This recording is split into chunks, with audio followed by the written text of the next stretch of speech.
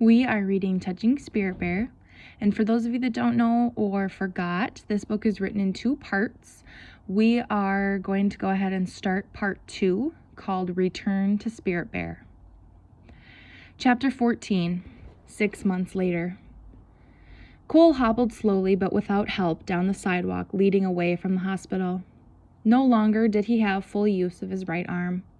His many scars made him stiff, and limping helped ease the pain gnawing at his hip. Garvey walked patiently alongside. Cole's mother followed several long steps behind. Beside her walked the guard who had arrived to escort Cole back to the detention center. The guard watched with a close eye. He had wanted to handcuff Cole, but Garvey took him aside. A heated discussion followed. Finally, the guard nodded reluctantly and allowed Cole to walk freely during the transfer. Cole's father had never visited even once in the hospital, nor had he chosen to be here today. Nobody mentioned him as the group crossed the parking lot toward a parked station wagon. His absence didn't surprise Cole. 1 month after Cole's return from the island, the police had arrested and formally charged his father with child abuse. He denied all the accusations, of course, and paid bail before the ink dried on the warrant. He might have never been charged except for Garvey's words to Cole's mother. Standing beside Cole's bed in the hospital, he had said to her, "This is what has come from your silence. Keep quiet now, and you share the blame." The next day, she reluctantly agreed to press charges against his father and testify. During Cole's hospital stay, many people from the circle had visited him, including his mother. Her visits had been the hardest. She spoke little except to wring her hands and ask, "How are you doing?" Each visit, she repeated, "I love you. You know that, don't you?" Cole didn't know what to say at those times.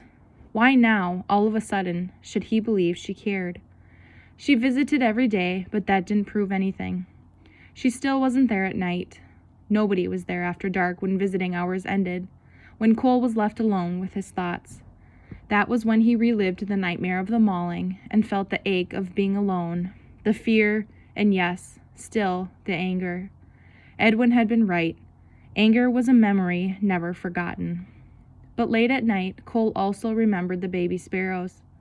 He remembered touching the spirit bear. He remembered the white hair and the gentle eyes, black orbs that peered patiently at him through the dark. Remembering those eyes brought Cole a certain calm. Cole hugged his lame right arm in close to his chest as he turned and glanced back at the hospital. It felt good to be leaving. It had been 6 months since the spirit bear sank its teeth into his hip and arm and raked his chest into hamburger.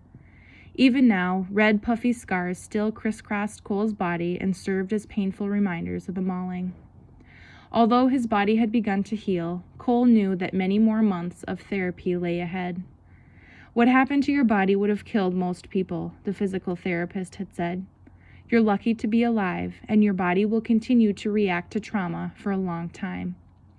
You will never have full use of your right hand again. Some nerve damage and blood flow will repair itself, but you'll always have areas of weakness, numbness, and poor circulation. Damaged muscle and cartilage will stiffen your joints. Wounds will build scar tissue. That can cripple you if you let it. Fight back. Stretch, run, push, pull, anything to expand your range of motion. You are in a battle with your body now. Lose, and you end up crippled the rest of your life." As they reached the guard's station wagon, Cole turned to Cole. "The therapist told you only about your physical healing. That's the easy part." He pointed at Cole's head. "Healing up there is much harder. I don't know what the justice system will do with you now that you've burned your bridges. I'll stop by the detention center tomorrow and we'll talk." "I'll stop by too," Cole's mother said, her voice barely loud enough to be heard. Suddenly, she reached out and hugged Cole, clinging to him. He heard her sob. Cole felt embarrassed but did not push her away. Instead, he placed his hands on her shoulders until she released him. He swallowed a big lump that had grown in his throat. "I'll be okay, Mom," he said, crawling into the vehicle. "Fasten your seatbelt," ordered the guard. As Cole fumbled with the buckles, he nodded goodbye to Garvey and his mother. Now what? He thought to himself. As long as he had been in the hospital, he hadn't worried much about the future. Each day had been filled with surgeries and follow-up surgeries, physical therapy, daily visits from his mother and from Garvey, and a constant flow of visitors from the circle wishing him well. Cole peered out the side window of the station wagon as they drove across town. Would he end up going to jail now? And what would happen to his father? He couldn't picture his father in jail. All too soon, the station wagon pulled to a stop in front of the detention center. Cole's pulse quickened as he eyed the familiar stark brick building. Obediently, he crawled out, letting the guard hold his elbow to escort him inside past the locked doors. He wore new clothes his mother had brought for him. All he owned now, including the Attell blanket, fit in the small duffel bag he carried over his shoulder. Cole found himself assigned to a different room than before. Not that it mattered. This one had the same plain walls, cement table, and bed. The only difference was the toilet. This one was dull green, the other had been tan. When the guard closed the door, Cole walked over to the bed and hung the Attell over the bed frame where each hour and minute it could remind him of the island. Then he sat down. He closed his eyes and drew in a deep breath. Sitting here, it was easy to remember the island, the storm, the cold, the lightning, the fallen tree, the dead sparrows, and the mauling. Now he could find out whether he could still remember the gentleness of the spirit bear. When Garvey stopped by the next afternoon, he looked rushed. "Did you get settled?" he asked. "How do you settle into a prison cell?" Garvey smiled and pointed to his head. "It's all up here." "Did you find out what's going to happen to me now?" "Yes and no. As soon as it can be arranged, the Circle Justice will meet again with you. Because of what happened, they will probably relinquish authority over your case and send it back to the court system. Then what? Then, I'm afraid you go to trial and face sentencing." "A jail term?" Garvey nodded. "Most likely." Cole looked down and picked at his thumbnail. "How are you feeling about that?" Garvey asked. "I'm wishing I hadn't blown my chance on the island." Garvey nodded. "We all have things we wish we could do over again." "Someday, I'm going back to the island," Cole said. Garvey glanced up curiously. "Any reason?" "To see the spirit bear again." "Ah, the great white bear," Garvey said. "You don't believe I really saw one, do you?" "You saw something, champ," Garvey said with a frown. "Something chewed you up and spit you out." "The bear didn't try to hurt me," Cole said. "How do you know that?" Cole hesitated. "When my dad uses a belt on me, I know he's trying to hurt me. I see it in his eyes. The bear was different. It was just trying to protect itself because I tried to kill it." "Ever wonder why your dad beats you?" Cole looked up surprised. "I've never done anything to him." "I didn't say you did." "He just whips me 'cause he's mad." Garvey smiled. "Remind you of anybody we know?" When Cole didn't answer, Garvey shrugged and walked toward the door. "I have to run, champ," he said. "You think I'm lying about the spirit bear, don't you?" Cole blurted. Garvey paused in the doorway. "No, you're not lying. I think you believe you saw one," he said. During the next week, Cole settled into the monotonous routine of the detention center. His father still didn't visit. Each day, however, Garvey stopped by, as did Cole's mother. His mother seemed a little different now, happier and more sure of herself. She wore casual clothes to visit instead of dressing up. "Maybe when this was all over, we can go start a new life somewhere," she said one day. "It will never be over," Cole said. "That's up to us," she said. "I've quit drinking." Cole studied his mother. "Why?" A faraway look crept into her eyes. 19 years ago, when your father and I were newly married, we were just like any other young couple, in love and full of dreams.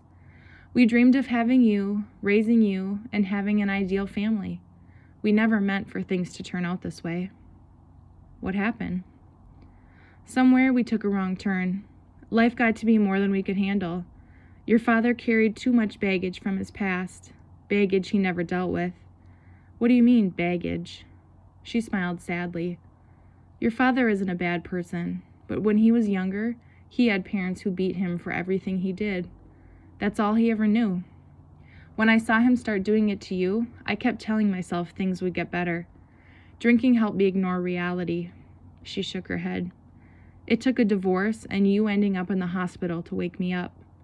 I realized I couldn't change your father, but I could change me. I'm sorry you've gone through all you have. Can you ever forgive me? You weren't the one who hit me. No, but I didn't try to stop it. I wasn't there when you needed me. It's okay, Cole said. No, it's not okay, but maybe we can change things. Cole studied her curiously. This is the first time you've ever talked to me about this. She touched his hand. This is the first time you've ever been mauled by a bear. Then she gave Cole a big hug. Cole clung to his mother even after she let go, then turned away to hide his misty eyes. 1 week later, Garvey announced, "The Circle Justice meets tomorrow night. I'll stop by to ride over with you." "Does Mom know?" Garvey nodded. "And so does your dad. By the way, we have a little surprise for you tomorrow night." "What's that?" Garvey gave no answer as he left. True to his word, Garvey arrived the following evening. Cole was surprised that the guard did not handcuff him as long as Garvey accompanied them. They arrived at the public library a little after 7 o'clock. Already the circle had gathered. Cole recognized most of the faces as those from the old circle, including his lawyer, Nathaniel Blackwood. Peter's lawyer was there, but Peter was missing, and so were Peter's parents. Also notably missing from the circle was Cole's dad. As before, the circle began with a keeper giving prayer while everybody stood and held hands. As they sat down, Cole noticed that Garvey kept glancing over his shoulder toward the door. Several times he checked his watch. After introductions, the keeper described briefly all that had happened and why they were gathered again. She told about Cole burning the supplies, trying to escape, and being mauled. Then she ended by telling how he had spent 6 months in the hospital. That wasn't the whole story, Cole thought. She didn't know about the baby sparrows, the storm, trying to survive, how cold it had been, how alone he had felt, or that he had seen and touched a spirit bear. Cole's response to this opportunity was very disappointing, the keeper concluded. He broke his contract with the circle, and he violated our trust. Is there anything more the circle can reasonably do? One by one, the circle members held the feather and expressed their disappointment over what had happened. My belief is that this situation could no longer be handled by the circle, one member finally said. Most of the others nodded their agreement. Again, Cole noticed Garvey glancing toward the open door. Suddenly, the door opened and everyone turned to look. In walked Edwin. The Tlingit elder seemed totally out of place here in Minneapolis. He still wore faded old blue jeans, but instead of his worn t-shirt, he wore a baggy sweater that covered up most of his potbelly.